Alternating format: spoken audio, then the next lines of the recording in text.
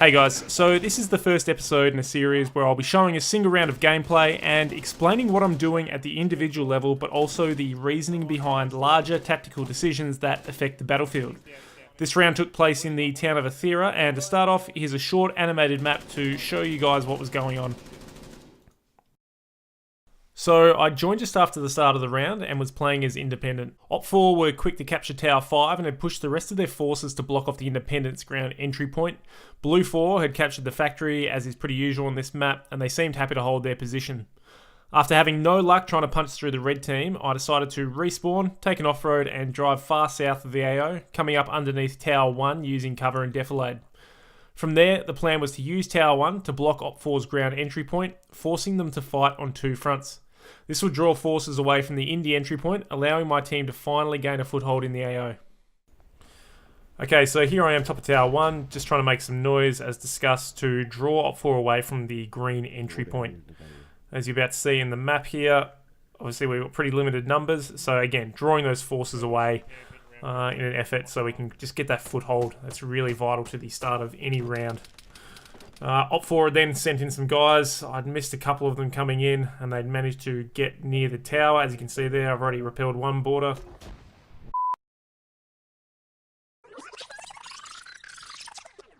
Near the tower, as you can see there, I've already repelled one border. Kill one. Kill two. Keep on there. Yar, you bastards! I can't remember how they do it. Got him. And then we got more driving up. Cheers, buddy. Lots of vehicles under the tower, which is smart by them. So they've just managed to get into the tower. They're pushing up. Obviously I'm going to throw a grenade in. Little trick here. It didn't work this time round, but wait till the first grenade goes off, and as soon as it does, throw your second one in. Because often what will happen is people will just charge up assuming it's clear. Now this is my little peak spot, using the glass here so I can actually look through, see what's happening. Funnily enough, that guy did the same trick. He threw a grenade through thinking I was going to perhaps charge down after him. But it's good to play the patient game in this situation. And there we go, the second guy now. He's up here with me. I tried to fire some GLs at them, but missed. I never use GL, so yeah, pretty shit with it. There we go, first kill. I realise that guy is bandaging himself, so now I just charge in and get the kill. I got two of them. So everything was pretty much going as planned. I'm now really starting to draw some heavier Op 4 forces across to me. Got a whole mohawk full of people, which I've got some backup at this stage, though I think he just got knocked out just then. But really just mowing down some Op 4 numbers. And as you can see with the scores, actually starting to get some points on the board, get some numbers in the AO. These guys decided to pull down south of me. One guy sneaky behind the tree. More cars and stuff coming up. It was getting pretty hectic at this stage, so for the first time ever I was actually using a tower in KOTH, as it was just proving too fruitful. I was getting so many kills, doing a lot of good work for the team, and as you can see we've almost caught up to Op 4 with the amount of points. But all good things must come to an end. A good shot by Dark Zone RPG through the window. However, I had achieved what I wanted to. We had numbers in the AO, we were getting points on the board, so now it was time to change tactics. One of the side effects of the Tower 1 plan was that Blue 4 now had a window of opportunity to move numbers into the centre of the AO and challenge Tower 5, simply due to the lack of numbers in that area. While that was a positive for my team, the negative was that Blue were also trying to squeeze into the Indy entry area. So as such, I decided to position myself in Tower 2, as I'd heard a group of players wanted to start pushing up into the Tower 3 Blue 4 area, whilst another group was going to attempt to take Tower 5. So here I'm in Tower 2. We'd managed to get a few guys up into the Tower 3 Blue 4 area. However, Op 4 had decided to stage a counter-offensive on this side of the map, so they were effectively cutting us off from that Tower 3 area. It was really difficult to get reinforcements up there on foot. Here you can see we've got one guy down, got a friendly trying to revive him. I told that friendly to stay put behind that fence, even though it's pretty flimsy, while I dealt with some contacts so that we can get this guy up. It's really important we keep up the momentum, get the numbers up. This guy's hiding behind a window. Not the best cover, as you can see. And Tower 5, this was really providing a threat the entire time. Finally managed to get that sniper, who'd been causing us a lot of problems. And then Blue 4 naturally had reinforced the factory area. And we're getting counter-sniped from the barracks building. And I think, yep, they'd cleared out Tower 3 at this stage. You can see all the helos coming in. Here's one little bird, chock-a-block full of people. Landing at the factory. What's that, man? Absolutely piling out there. So they'd taken control of that again. So I missed this first shot. And then what you'll see me do is something called the ambush method. So there it is. I'm basically letting him run into the target reticle. There's a few different methods for shooting moving targets. I find the closer they are, the more I'll just track them. In other words, just follow them with my crosshair. And then the further they are away, I'll actually put my crosshair in front of them, and I'll let them run into it and fire just before they get there at the correct moment. So here I am on the roof. I've got an Op 4 charging up the building. I try and take him out with my little 9mm. Doesn't really work too well. Brings my 408 run to the end. It was a bit of fun. I've never really used the 408 before, so it was a fun change of pace. So with the respawn, it was time to change tactics once again. My team was pretty sure that they wanted to take Tower 5, as Op 4 had controlled it for most of the game and were still getting points. However, the main problem was that when they were getting close to Tower 5, they were actually being killed by Blue 4 from the Tower 3/factory area. As such, the plan was for myself and a few others to head up to the factory, clear it out, take Tower 3 if possible, and deny Blue 4 the entry point at the factory, whilst the main bulk of the forces stayed in the central AO and tried to take Tower 5. Yeah, but I got about fucking... So we're all geared up, hopping in a helo, which I'm not a huge fan of, especially ones that are smoking out the back, but all credit to the pilot, gets us in fast, gets us in low, which is imperative to this even succeeding in the first place. Yeah, nice one, Will. You can see there's only myself and 2 other guys, so pretty small team. He takes off, apparently the cat jumped on his lap. Uh-oh, serpentine, Being serpentine! shot at by an enemy. Serpentine, everyone! Serpentine! So we've got a contact at the end there. First thing you should do, get something solid between yourself and the enemy. Don't stop in the open and try and have a showdown with the guy. That's a quick way to get killed. So we push through pretty aggressively, start taking up positions. Now that we'd established a rough foothold in this factory area, we'd given the green light for a hummingbird to come in and actually land some guys on top of Tower 3. So we're pretty aggressive in our approach to taking the factory. Still some sporadic contacts around, however we thought this had a pretty good chance of success. As you can see, they've come in. I've just neutralised the contact on the rooftop. Oh, the It comes in pretty fast and hard. Just kill one on the roof. Just fucking flood him. Just flood him. 10 points for enthusiasm. Go on, get in there! Yeah, so these guys end up taking Tower 3 and holding it down pretty well for quite a substantial amount of time. I think it was almost half an hour these guys had it for, which really hurt Blue 4, as it meant they couldn't utilise the factory as an entry point without taking heavy losses. Now, Blue 4 have just landed some guys in behind us, but I don't think they realised how quickly we'd actually established ourselves. First thing I do here, kill the chopper pilot, make him buy a new one. Wasn't having much luck, being an idiot there, so I just bipoded myself on the window ledge, started spraying, made sure the pilot was actually dead, and then I back off the window ledge, make sure I've actually got some cover before I actually communicate to my teammates what's going on. Okay, I just killed a bunch of projects from the north. If you're on the top of Tower 3, you're going to have guys reference circle on map. Just to your north, northeast. In the open, you're coming down the side of the fucking construction factory. Alright, I'll buy a helicopter. So this guy's trying to revive. Fun little tip, just wait till they've actually revived the guy. I should have gone for the reviver first before going for the guy on the ground, but hey, these things happen. Then we had a guy trying to sneak around the back. He was sniping and he was using this wooden structure as a sniping point, which isn't a great idea. Wood's not really going to protect you from anything. Even 5.56 will go straight through that. And again, you just get guys constantly pushing through this factory area, trying to assault Tower 3, which is pretty futile on their part. What they needed to do was either attack this in mass numbers or just ignore the factory entry point altogether and approach the town from the northwest as an area where they can actually drive in from. Nonetheless, they keep trying. This spot is absolutely amazing for denying Blue 4 their entry because they like to come up over that hill there, get in behind the main buildings there because it protects them from Tower 3, which is why I chose this spot in the first place. Once again, really just no point moving at this stage unless they directly assault my position. More guys trying to go around the sides there, trying to be sneaky. It's not really going to work. It's such open ground.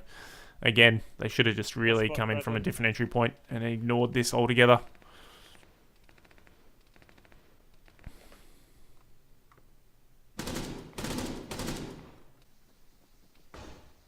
So at this point, they'd actually managed to get a couple of guys in. They were sniping Tower 3. We're taking a few losses on Tower 3. So the plan was to push out, kill. There's a guy here in this bush. Pretty sneaky. He just killed my mate there. But again, the snipers are really the main priority here. I'll get that, revive that guy in a moment.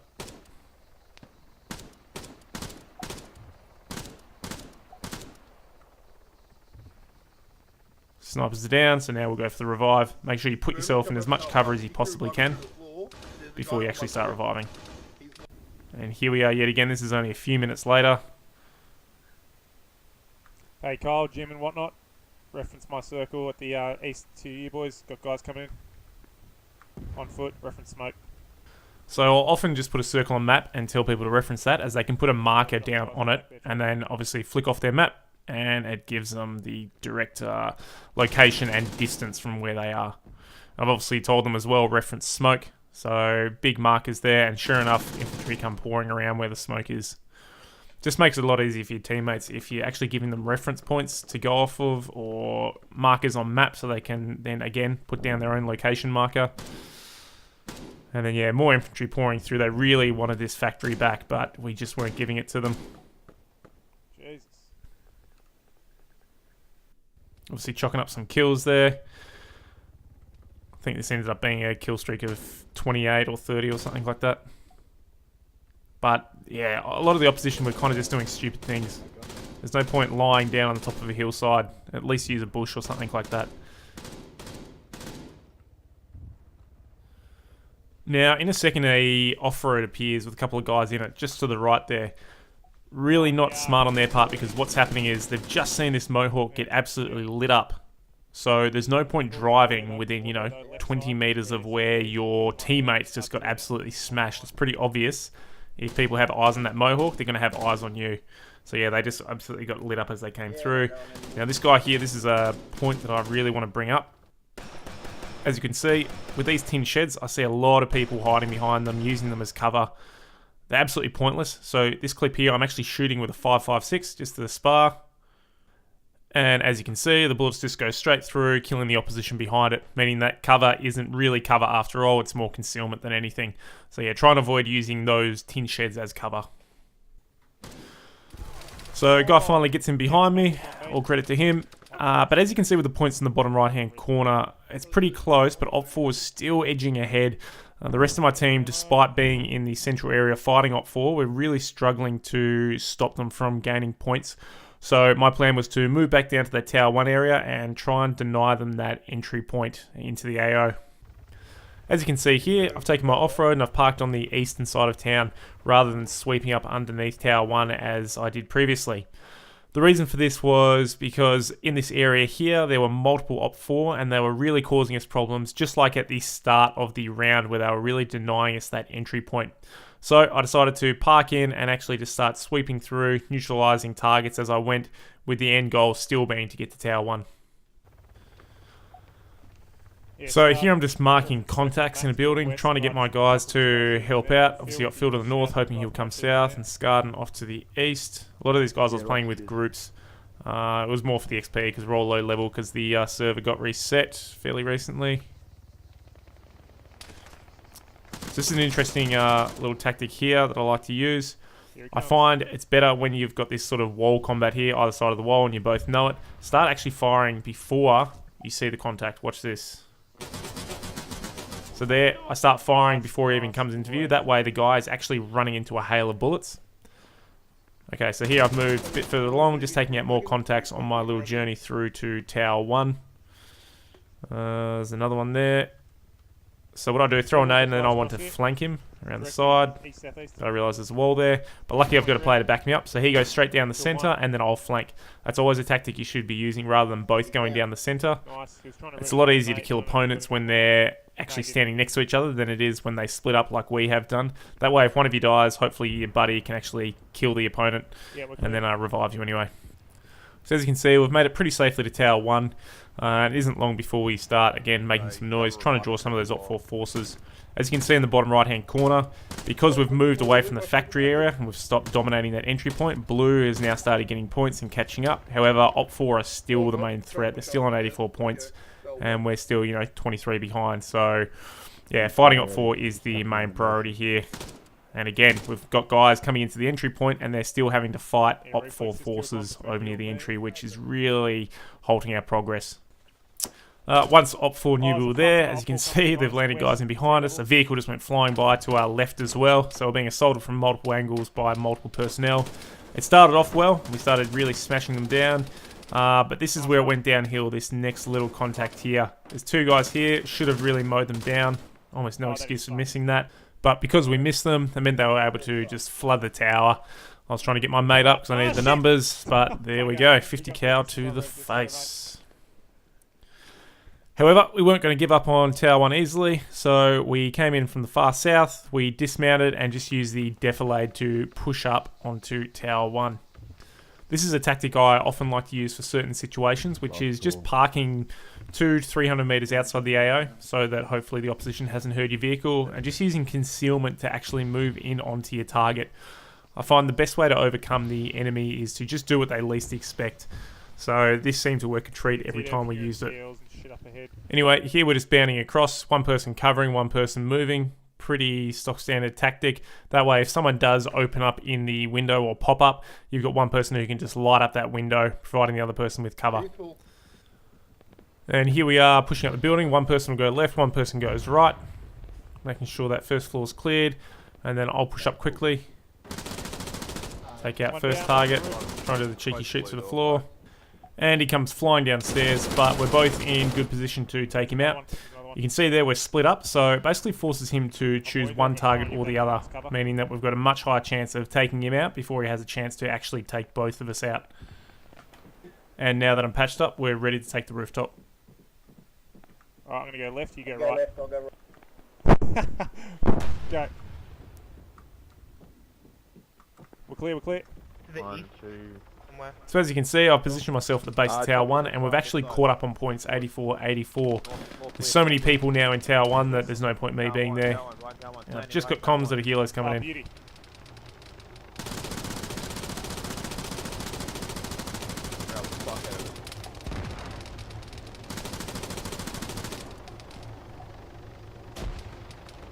Oh, you got fucking smashed. Well done, mate. Yeah, that's a beautiful sight. That's exactly what you want, just things being served up on a platter.